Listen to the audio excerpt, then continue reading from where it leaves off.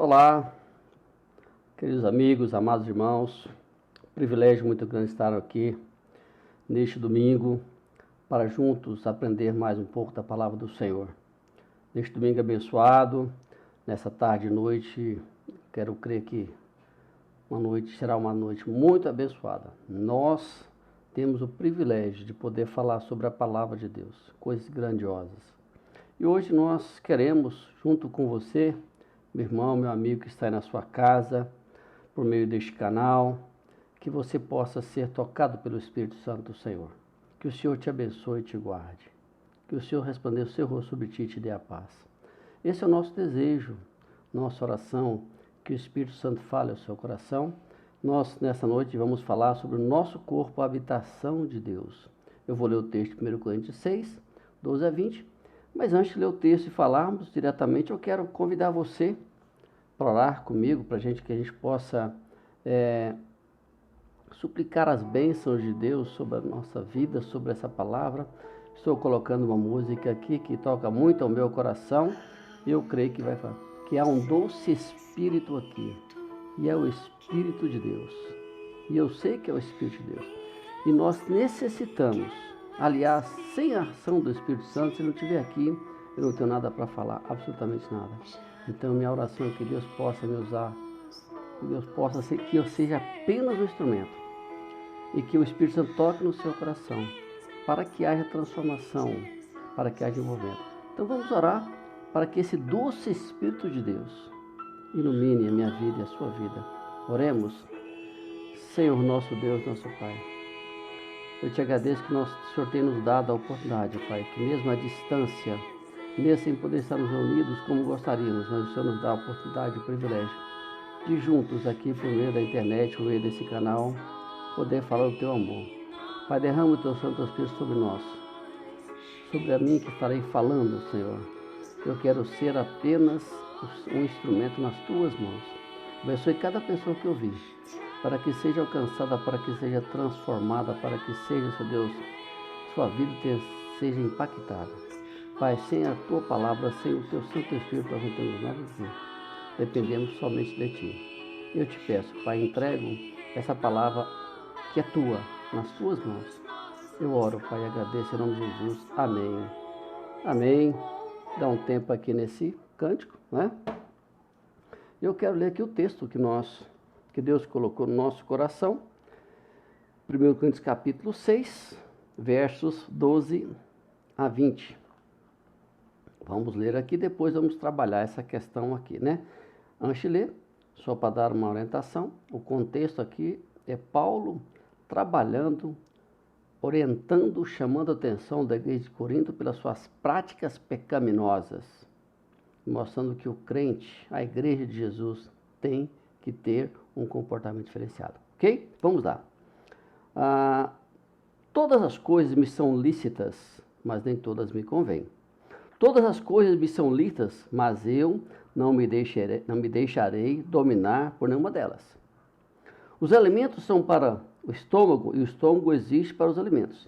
Mas Deus destruirá tanto o estômago quanto os alimentos. Porém, o corpo não é a imoralidade, mas o corpo não é para a imoralidade, mas para o Senhor, e o Senhor para o corpo.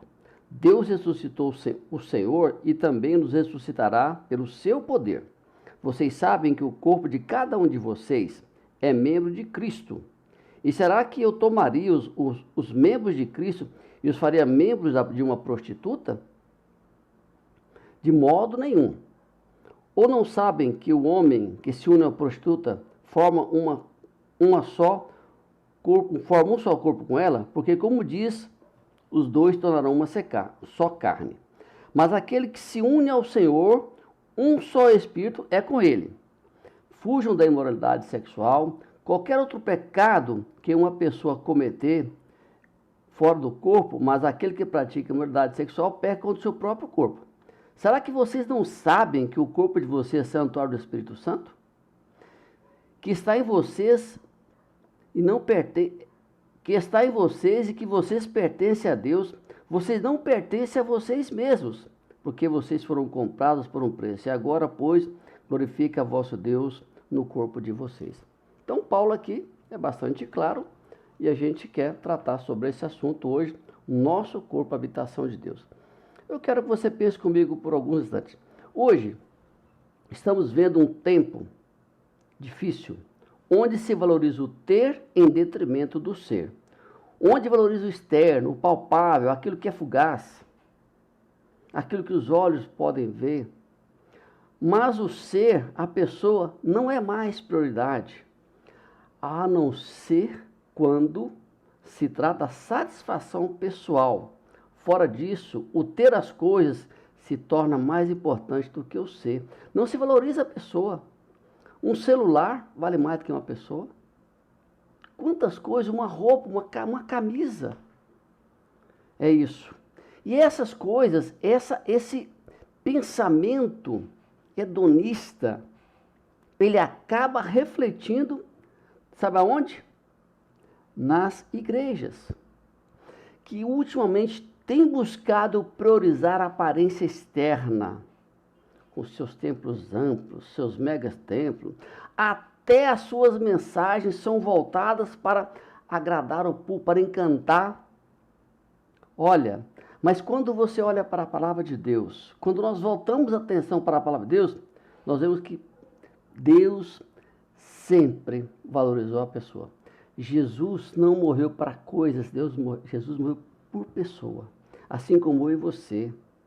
E o apóstolo Paulo, falando dessa questão, nessa igreja complicadíssima, que era a igreja de Corinto, uma igreja que estava praticando pecados imorais, de todas as sortes de tipo de pecado, e Paulo aqui cita o pecado sexual, não era só esse que estava havendo lá, mas Paulo cita esse porque esse era o mais terrível, era aquilo que mais chamava a atenção das pessoas.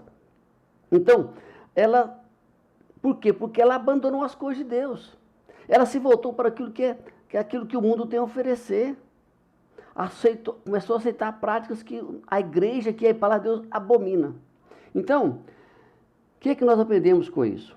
Paulo deixa claro para a igreja que nosso corpo, a habitação de Deus, não está numa construção, nos seus templos modernos, nas suas estruturas fantásticas. Não. A habitação de Deus, com a nova aliança, está dentro de mim e de você. Quando Jesus veio e morreu na cruz por você, ele estabeleceu a nova aliança. Na última Páscoa que ele celebrou, na instituição da ceia, ele fala, essa é a nova aliança no meu sangue. Então, ou seja, o que isso significa? Qual é o significado dessa questão? Vou ler o versículo 9 para a gente poder entender um pouco mais, para a gente andar mais um pouco. Acaso não sabeis que o vosso corpo é santuário do Espírito Santo, que está em vós, o qual tendes da parte de Deus, e que não sois de vós mesmos? Olha só. Paulo aqui é claro. Então Paulo quer mostrar o seguinte, que Deus não habita em templos feitos por mão de homem. Você deve ter visto, quero chamar a sua atenção, quando você vê alguma reportagem sobre Jerusalém, quando mostra lá o Muro das Lamentações. Você vê que tanto de pessoas naquele muro, de bater na cabeça e colocando o pelzinho ali, eu estive lá pessoalmente. Sabe por que o povo faz aquilo? Deixa eu só dizer uma coisa para você. Por que chama Muro das Lamentações? Porque ali era o templo de Salomão. E para o judeu só pode adorar no templo, ou seja, na estrutura, na construção. E Jesus, quando conversa com uma mulher samaritana, disse que não é nada disso. E Paulo aqui fala. Mas vamos lá. Quando foi a instituição do templo para a presença de Deus? 1 Reis, capítulo 8, verso 10 e 11. É muito importante a gente ter essa noção, porque isso foi instituído na época de Moisés. Nós temos que voltar lá na época de Moisés, na libertação, certo? Então, onde Deus fez uma aliança com o povo, onde Deus institui, então, por uma necessidade de proteção do povo, um local para adorar que chama-se tabernáculo. Então, Deus tabernaculava com o seu povo. Então, ali tinha um local especial onde Deus se fazia presente no deserto. Eu quero ler aqui. Estou abrindo aqui, parece que as folhas colaram, né? Mas não tem problema. Veja bem. 8, 10 e 11 diz assim. Quando os sacerdotes saíam do santuário, uma nuvem encheu a casa do Senhor, de maneira que os sacerdotes não puderam permanecer ali para ministrar por causa da nuvem, porque a glória do Senhor encheu a sua casa. Então, nesse tempo, Deus estabelece com Moisés um local específico para que o povo pudesse cultuar, pudesse orar. E havia um momento em que o sumo sacerdote, no caso aqui Arão, entrava no santo do santo, lugar muito bem preparado, para que Deus se fizesse presente, então cobrisse uma nuvem. Já isso não ensinou no Antigo Testamento, na Antiga Aliança, mas no Novo Testamento foi Jesus que introduziu isso. Então, mas depois, antes de Jesus entrar, quando eles saíram do deserto, tomaram posse da terra e construíram Jerusalém, então foi edificado, Davi começou a edificar o templo, mas Deus não permitiu que ele edificasse. Então, Salomão é que terminou o grande templo. Se tornou local da habitação de Deus, onde Deus se fazia presente. O templo era o local onde Deus habitava, no sentido que a sua presença se manifestava. Então, ou seja, naquela construção feita, ali havia a manifestação da presença de Deus. Já no Novo Testamento, Nova Aliança, Deus passou a habitar no meio do seu povo, enchendo-os com o Espírito Santo, e quero aqui só trazer uma palavra para você. No Antigo Testamento, você não vai achar a palavra Espírito Santo, você vai achar Espírito de Deus.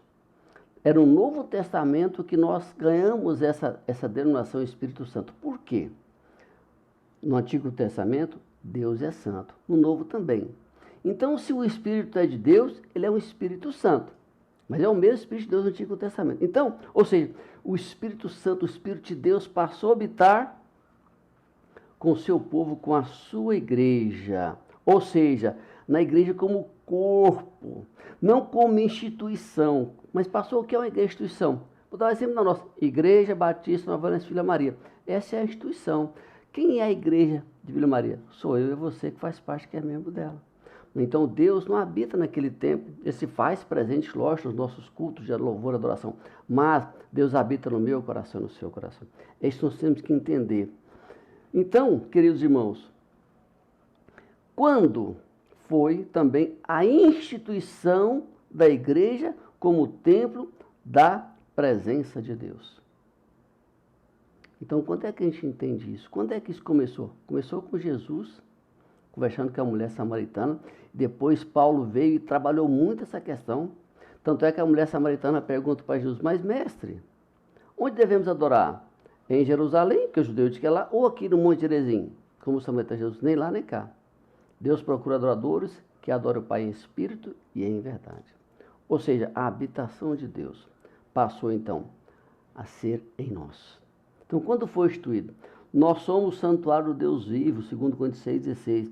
Jesus Cristo é a pedra angular, no qual todo edifício bem ajustado cresce para o Santo Senhor. Então, Efésios 2,21, encontramos várias passagens bíblicas ensinando que na nova aliança, o próprio Deus habita na sua igreja. O apóstolo Paulo escreve, claro, Efésios 2,21, em 1 Coríntios. Paulo também fala explicitamente sobre o povo de Deus, sobre a ação de Deus por meio do seu Espírito Santo, que o Espírito Santo habitava na sua igreja. O que nós precisamos de entender, que foi Jesus introduziu, Paulo normatizou e trabalhou isso com a igreja. Ou seja, nós hoje somos o templo onde Deus habita, onde há a manifestação do Espírito de Deus sobre nós. Não há mensagem que seja edificadora se não for pelo Espírito Santo. Não há como Deus agir se não for pela ação do Espírito Santo. Nós temos que ser apenas instrumento de Deus. Se assim não for, nós somos meros pregadores se não for na ação do Espírito Santo. Na ação do Espírito Santo, nós somos instrumentos de Deus para falar aos corações. Vou dar um intervalo aqui para molhar a garganta e volto em seguida.